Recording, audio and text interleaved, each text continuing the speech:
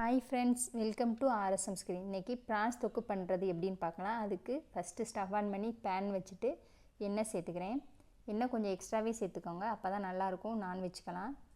இப்போ எண்ணெய் காஞ்சதும் ஒரு பட்டை, 2 கிராம்பு, ஒரு நட்சத்திரப்பு, கொஞ்சமாக சோம்பு சேர்த்து பொரிய வச்சுக்கிறேன். இப்போ அது பொரிஞ்சதுக்கப்புறம் 2 பச்சை மிளகா கீறினது, ஒரு கொத்து கருவேப்பிலையில், ஒரு பெரிய வெங்காயம் பொடியாக கட் பண்ணது சேர்த்துக்கிறேன். வெங்காயத்தை அந்த மாதிரி குட்டி குட்டியாக கட் பண்ணி சேர்த்துக்கோங்க, அப்போ தான் நல்லாயிருக்கும் தொக்குக்கலாம். இப்போ வெங்காயத்தையெல்லாம் சேர்த்தாச்சு. இப்போ அதை வதக்கிக்கலாம். நல்லா வெங்காயம் கலர் சேஞ்ச் ஆகிற வரைக்கும்.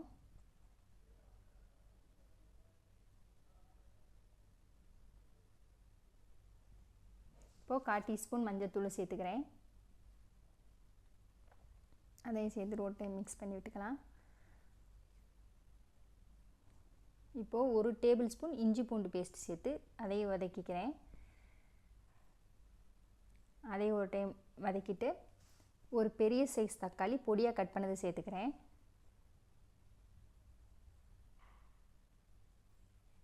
அதையும் சேர்த்துட்டு இந்த வெங்காயத்து கூட நல்லா அதை தக்காளியை மிக்ஸ் பண்ணி வச்சுட்டு நம்ம மூடி போட்டு வேக வச்சுக்கலாம். அப்போ தான் தக்காளி சீக்கிரமாக மசியும்.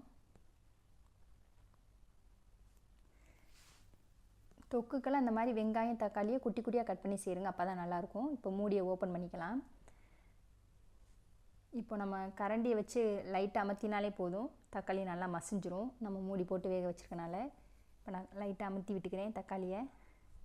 இப்போது சீரகம், சோம்பு, மல்லி 3 சேர்த்து வீட்டிலே அரைச்ச பொடி 1 ஸ்பூன், தனி மிளகாய்த்தூள் 1 ஸ்பூன், அப்புறம் நம்ம நார்மலாக வீட்டில் எல்லா குழம்புக்கு யூஸ் பண்ணுவோம்ல அந்த மிளகாத்தூள் 1 ஸ்பூன் சேர்த்துக்கிறேன். இப்போது தேவையான அளவு உப்பு சேர்த்துட்டு இப்போ அதை நல்லா பச்சை வாசனை போகிற அளவுக்கு 1 நிமிஷம் வரைக்கும் அந்த இதிலையே வதக்கிக்கலாம். தக்காளி கூட 1 நிமிஷம் நல்லா பச்சை வாசனை போகிற அளவுக்கு வதக்கிக்குவோம். இப்போது நம்ம வாஷ் பண்ணி வச்சுக்க ப்ரான்ஸையும் சேர்த்துக்கலாம். ப்ரான்ஸ்லாம் சேர்த்ததுக்கப்புறம் அந்த வதக்கி வச்சுருக்கிறது கூட நல்லா மிக்ஸ் ஆகிற வரைக்கும் கரண்டியை வச்சு நல்லா கிண்டி விட்டுக்கலாம், மிக்ஸ் பண்ணிக்கலாம் எல்லாம்.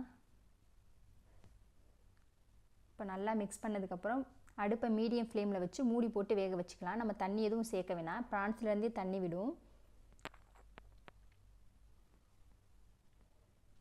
இப்போ மூடியை ஓப்பன் பண்ணி பார்க்கலாம். இங்கே பாருங்கள், ப்ரான்ஸ்லேருந்து எவ்வளோ தண்ணி வந்திருக்குன்னு. நம்ம தண்ணி எதுவும் சேர்க்க வேணாம், அந்த தண்ணியிலே வெந்துடும் ப்ரான்ஸு. இப்போ நம்ம திருப்ப மூடியெல்லாம் எதுவும் போட வேணாம், பக்கத்துலேயே நின்று பக்கத்துலேயே நின்று அதை நல்லா கிண்டி விட்டாலே போதும். ப்ரான்ஸ் நல்லா குக் ஆயிரும். அந்த தண்ணியெல்லாம் நல்லா வத்துற வரைக்கும் பக்கத்துலேயே நின்று கிண்டி விட்டுக்கலாம்.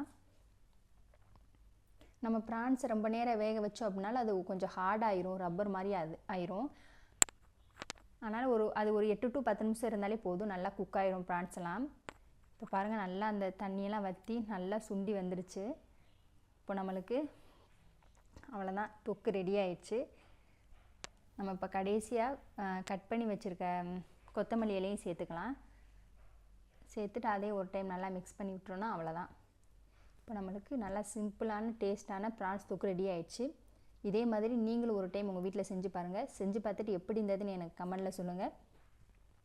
இந்த வீடியோ உங்களுக்கு பிடிச்சிருந்தது அப்படின்னா லைக் பண்ணுங்கள், ஷேர் பண்ணுங்கள், கமெண்ட் பண்ணுங்கள். மறக்காமல் நம்ம ஆர்எஸ்எம் ஸ்க்ரீன் சேனலை சப்ஸ்கிரைப் பண்ணுங்கள். தேங்க்யூ, பாய்.